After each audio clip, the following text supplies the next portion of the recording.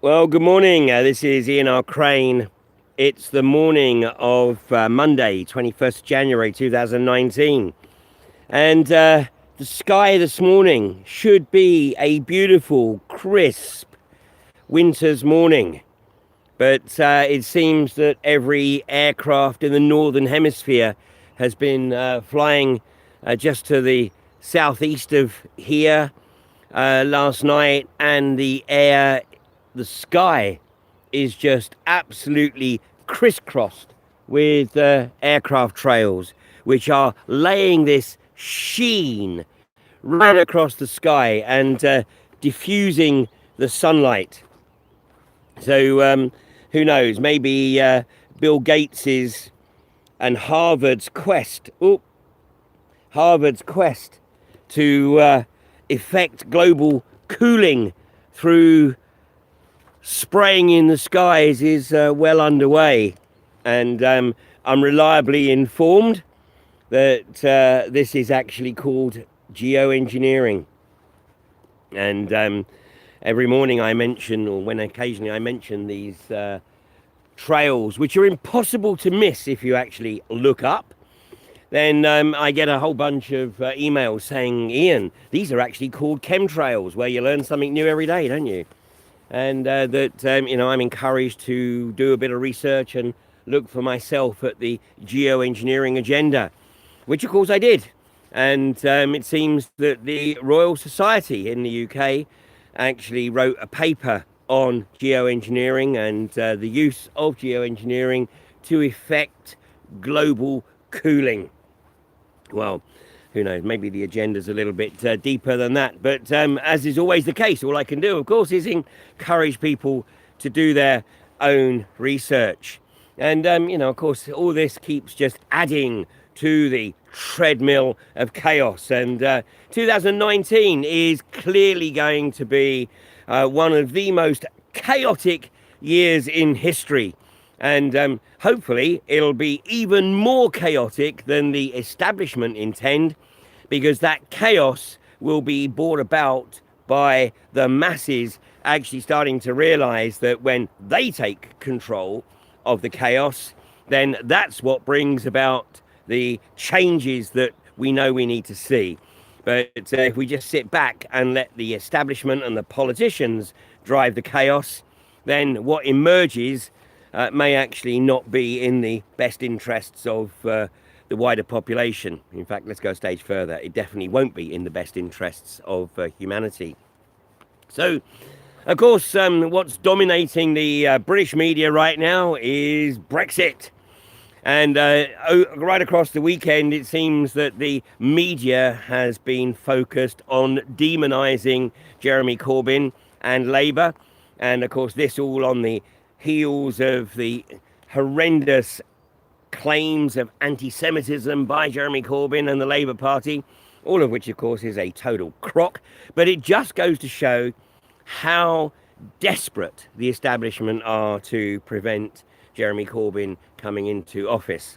But you know what? I don't think they really needed to have bothered too much, because I think Jeremy Corbyn and the Blairite members of his parliamentary Labour Party have pretty much undermined any possibility of Labour taking office by the prospect of a second referendum.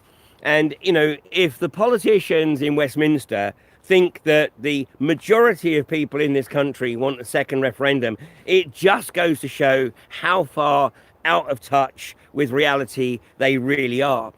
And in fact, there have been a number of polls which indicate that the faith in politicians is at an all-time low. Not that it was ever particularly high, but now the political parasites have demonstrated their complete and utter incompetence by having 2.5 years to prepare for the Brexit, and basically they've done nothing.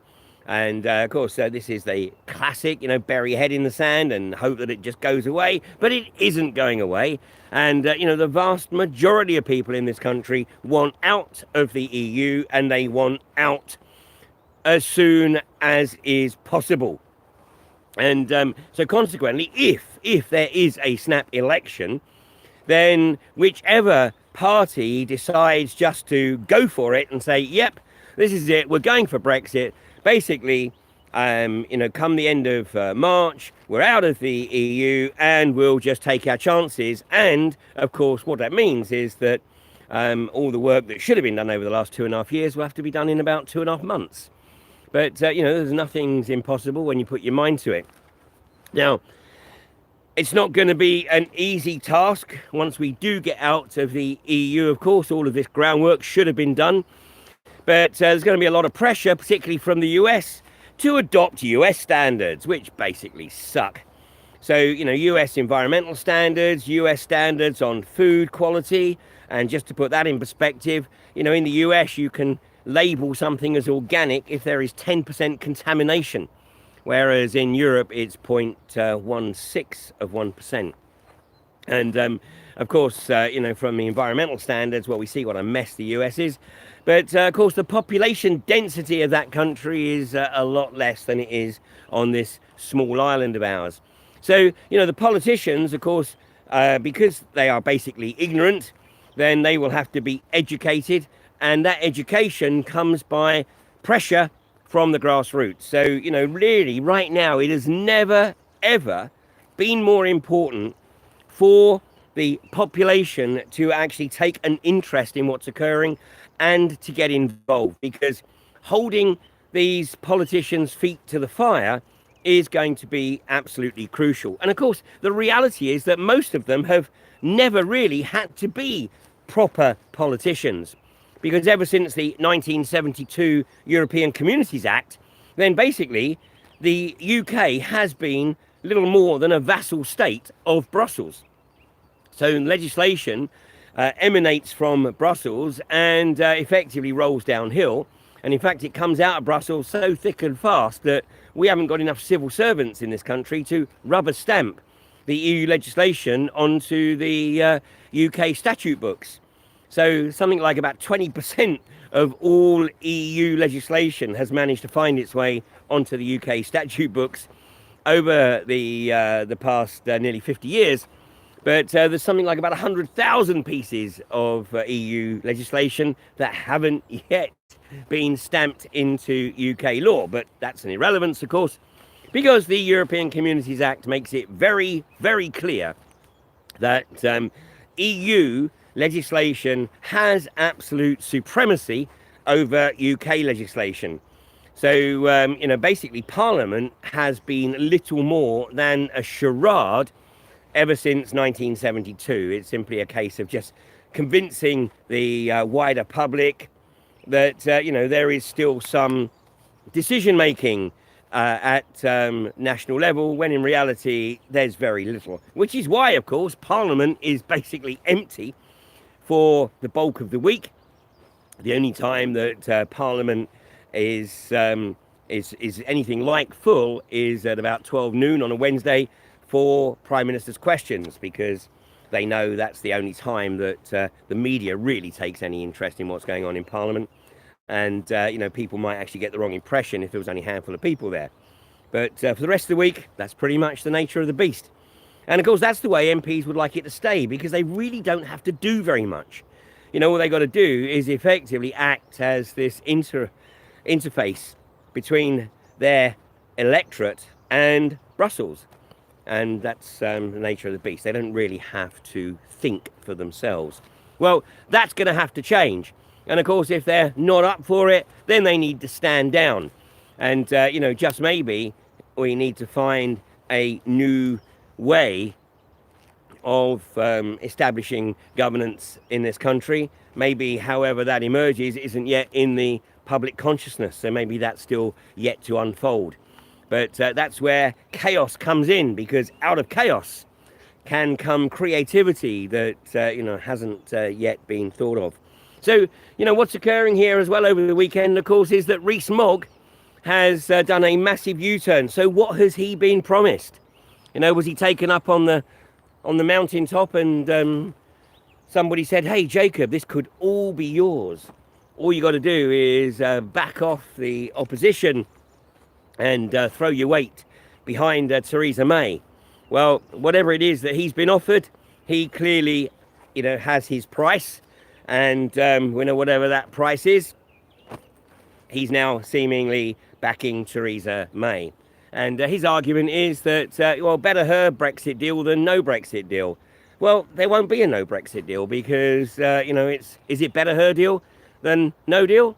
Personally, I go with no deal, and let's have some proper negotiations with people who have the intellectual capacity to grasp the detail of what is being discussed. And of course, this is the big problem with Theresa May. She is an intellectual pygmy.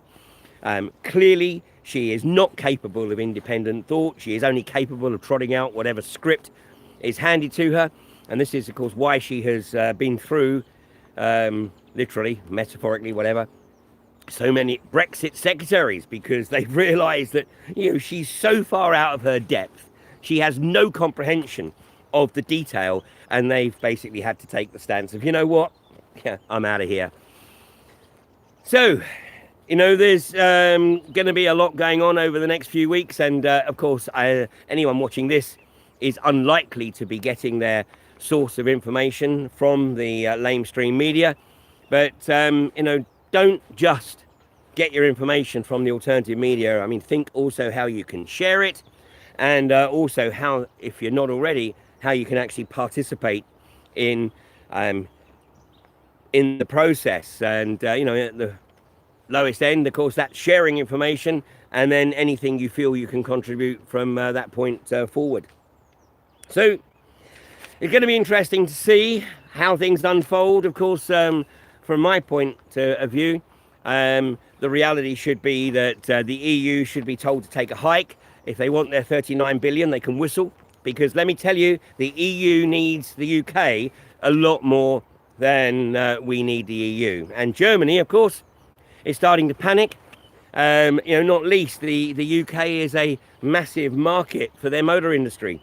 So, come the 29th of March, if we have to stop importing Mercedes, BMWs and Volkswagens and Audis, well, so be it.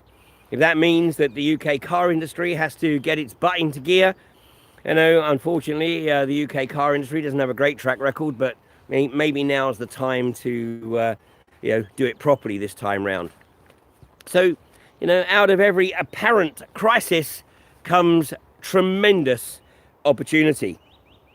So, let's get into a little bit of the detail of what's occurring in the UK right now, and let's take a look at the fracking issue, because what we've got going on right now in Ellesmere Port, of course, is the planning appeal, the public inquiry, being chaired by Brian Cook, who, by all accounts of those who are sitting in on the inquiry, might as well be on the iGas payroll.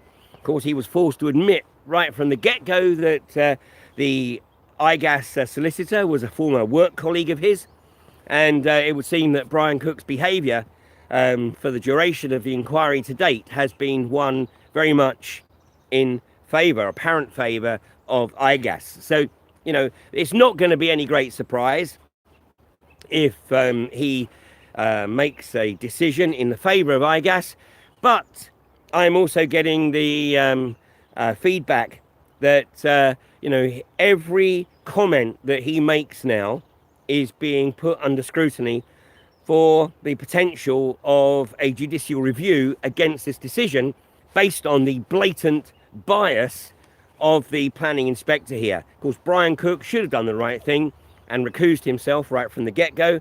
But, of course, honour, as we see from Theresa May down, has no place today in British society. Basically, you just keep on chugging away, and if you get found out, it's like, oh dear, what a shame, never mind. It'll all be forgotten in a couple of days. Well, just maybe it won't. Well, iGas, of course, are trying to get back onto the Ellesmere Port well site to do a flow test. And, of course, this is a well that is the closest well to residential properties, about 300 metres or so. And, of course, it's literally on the outskirts of Ellesmere Port. And, this is a town that already has a very high level of pollution and is regarded as one of the most deprived areas in the UK. But that apparently seems to be part of the thinking of iGas, that it's already, a lot of pollution there, it's already deprived, so what the hell's another well, and what the hell if we ultimately have to frack it? It's a deprived area. This is the mentality of the socio-psychopathic corporatist. Well, of course, it doesn't always go their way, and it's actually 5 years ago today when we were on Barton Moss challenging the iGas quest to drill an exploratory well on Barton Moss, just adjacent to the motorway on the in the outskirts of Manchester.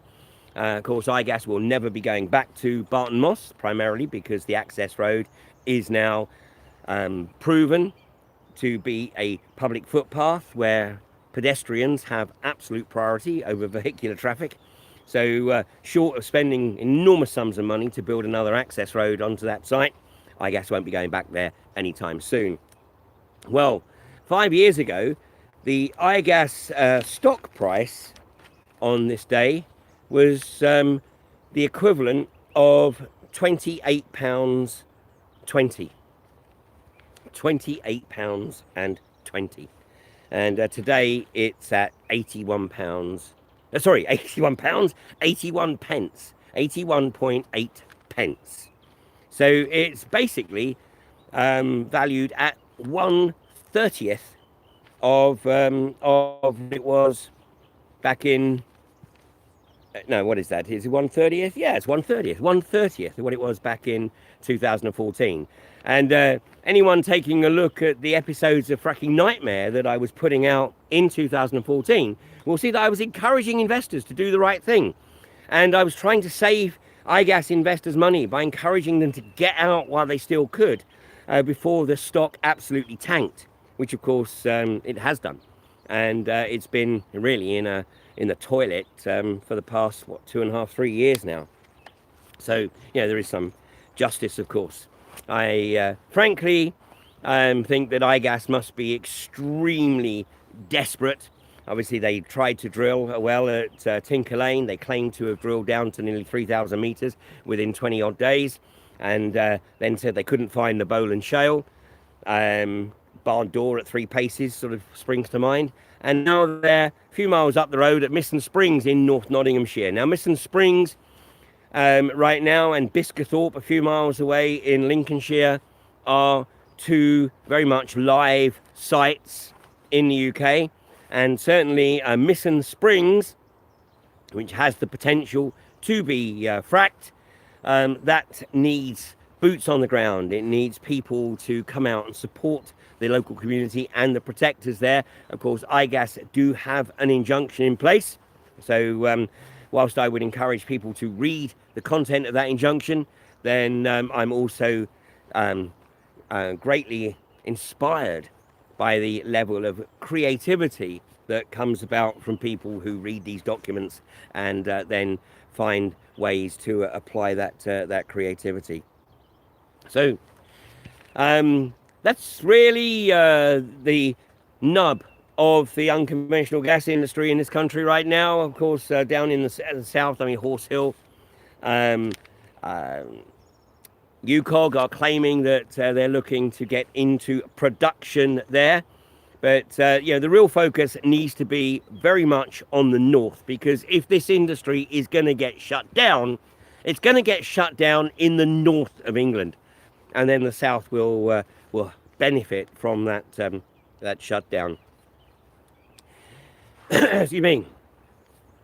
Now, on Friday, I encourage people to take a look at a documentary, The Hillsborough Ripple Effect. And I'm pleased to say that the viewing numbers on that documentary have gone up very significantly across the weekend. But please share this documentary. It's really, really important, because David Duckenfield, the former Chief Superintendent of South Yorkshire Police, who was on the ground at the Leppings Lane end on that fateful day in April 1989.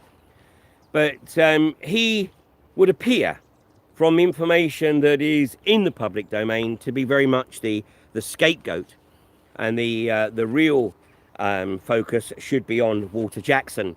But Walter Jackson was given a very easy ride at the inquiry a few years ago, and it's acknowledged that his health is not what it should be.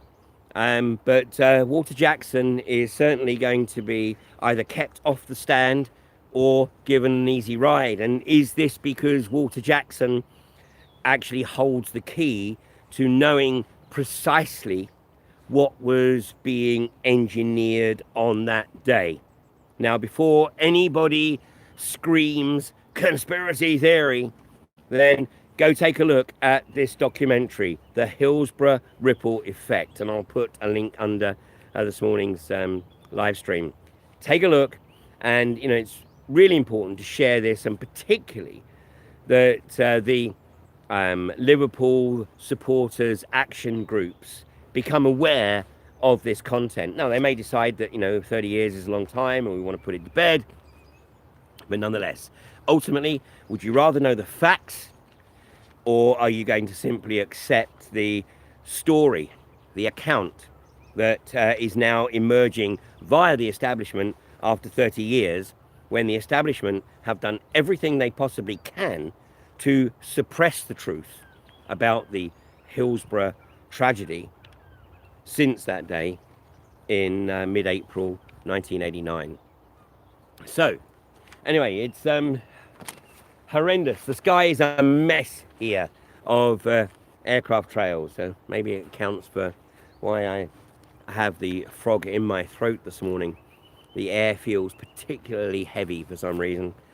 Anyway, you have a great day, and if you have an opportunity to get along to the IGAS inquiry, the public inquiry in Chester, then you will be entertained if nothing more by Brian Cook and his blatant bias towards IGAS and the apparent animosity between the various legal teams and Brian Cook. Not the way it should be. These inquiries should proceed with absolute objectivity, but that's not really possible when you've got a chairman who is a former work colleague of the solicitor acting on behalf of the claimant. But what do you expect in this day of corruption?